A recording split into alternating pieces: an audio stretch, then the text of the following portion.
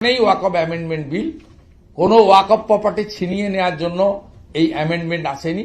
যেদিন ওয়াকফ amendment bill pass হয়ে গেল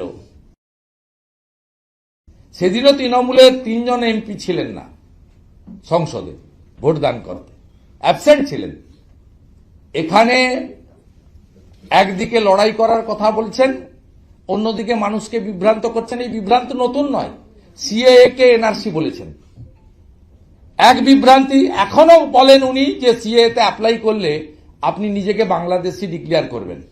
তা আপনার প্রত্যেক দিন তো 100 জন 200 জন করে সার্টিফিকেট পাচ্ছেন।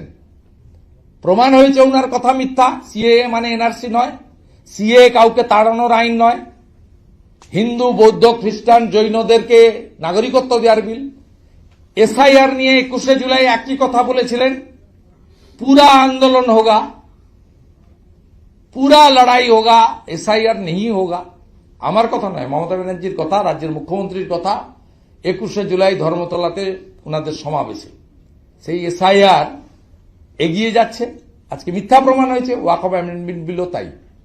আমার জীবন থাকতে থাকতে পশ্চিমবঙ্গে ওয়াকফ অ্যামেন্ডমেন্ট অ্যাক্ট আমি চালু করতে দেব না। বক্তার নাম শ্রীমতী মিথ্যাশ্রী। কিন্তু